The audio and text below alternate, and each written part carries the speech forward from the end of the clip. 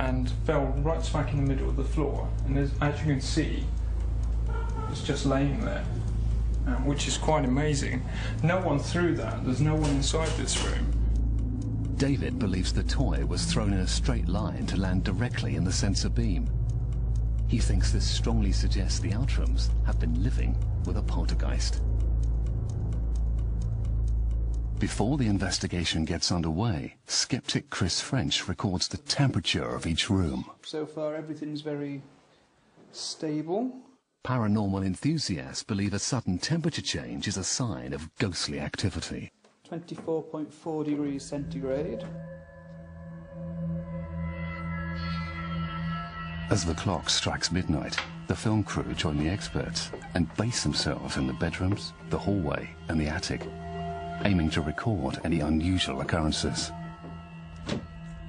Keeping the camera rolling is obviously crucial to the experiment. Each hour they will rotate positions.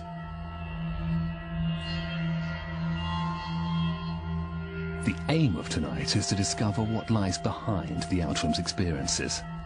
Mia believes it's the ghost of an old man, unconnected to the family.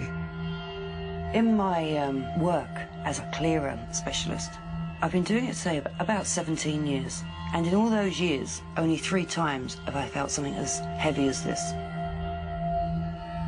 According to ghost hunters, spirits are most active during the hours of 12 to 3 a.m. The team, positioned at points round the house, wait for the unexpected to surprise them. For the first hour and a half, nothing extraordinary happens. Then 2 crew members sat in the attic begin to experience strange sensations. My heart's beating really hard.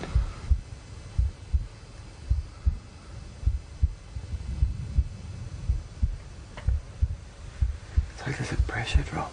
Do you feel that? There's a pressure drop in this. Can you feel it in your ears? Yeah. It's weird that, isn't it?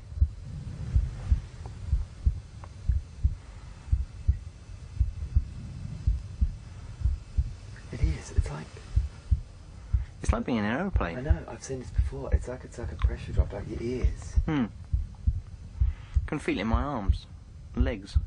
You know when you take off and they feel slightly constricted. That's really weird. It's like I really feel it in my ears. There doesn't appear to be a logical explanation as to why their ears popped simultaneously. It's not a symptom typically associated with panic or feelings of anxiety. Skeptic Chris French is on hand throughout the night to evaluate any occurrence. I don't know. It was interesting. They said that they're picking up all kinds of variations in the EMF. And it might be that could actually cause some kind of subjective sensation as well.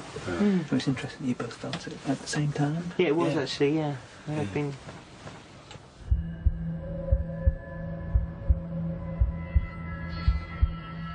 It's 2:20 a.m.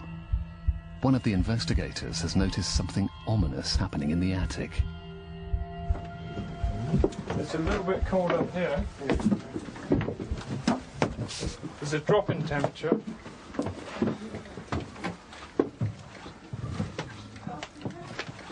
But that's quite interesting. The temperature has actually risen. It's 24.7 degrees centigrade. 24.8. 24.9, 25 degrees centigrade. That's quite a significant jump. 25.1. So although it is very, very cold in here, the temperature is actually rising. 25.3. 0.4. 0.5. Extraordinary. It is very normal to get temperature changes in haunted houses. Spirit are energy, and when their energy comes near you, it's like static, and that static can make things colder or hotter. The speed of the changes is actually a sign that it is more paranormal than normal, because normal changes are gradual. That is bizarre. 27.1 degrees centigrade, and it is absolutely freezing in this room. And it's still rising. It's gone It's now actually stopped at 30.5 degrees centigrade.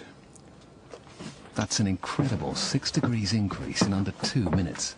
I'd like to be sure that the equipment's actually working properly for a start, and would also need to know just how often do those kind of fluctuations that they've reported happen in supposedly non-haunted locations. It's falling quite rapidly now. But it seems hotter in here. It is hotter in here, isn't it? Very odd indeed. Where's the sensor though? It's not too close to Sensor? your body. No, here's the sensor here. They're just floating there. It's just floating, yes, so it's nowhere near my hands. Is this temperature change a sign that an apparition could be forming?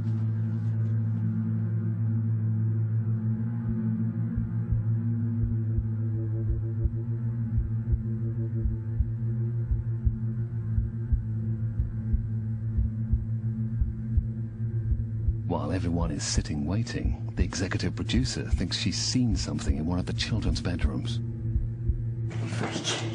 I can see shadows. What's the matter? I can see shadows like moving against the blue in that room. I could definitely see shadows against the blue. No way. Honestly. You see shadows? Yeah. What sort of shadows? Just like about so high up.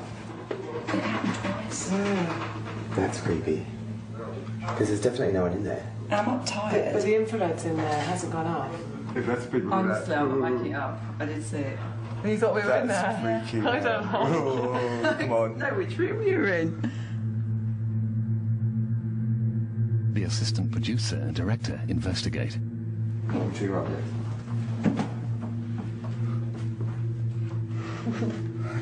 If there was something there, it's now gone. It's 20 to 4 in the morning, and Mark discovers a possible explanation for the shadows seen in the children's bedroom. But it's not as straightforward as it seems. There was a teddy bear sat on this exercise bike. This one was on the floor down here as it is. If I move this one, because this one we don't believe's moved, this teddy bear was sat on this exercise bike, just like that. As you can see, it's not really going to move. I mean, even, and I'm quite a heavy chap, that teddy bear has not moved a centimetre. This teddy bear is now led here on the floor. Unfortunately, we had no camera locked off in here. If we had done, I think we would have seen some sort of activity moving that teddy bear. Damn.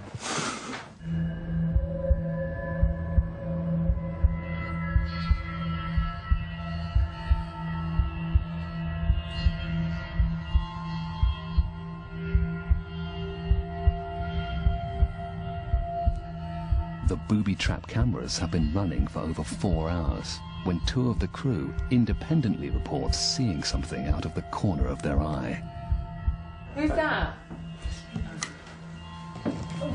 I just saw something. I just saw something at the corner of my eye going under like that, and I was standing here. Stephen was sat there, and he saw the same thing. It was out of the corner of my eye. Now I don't know if it's just our eyes playing tricks on us or what, but I did see some movement there.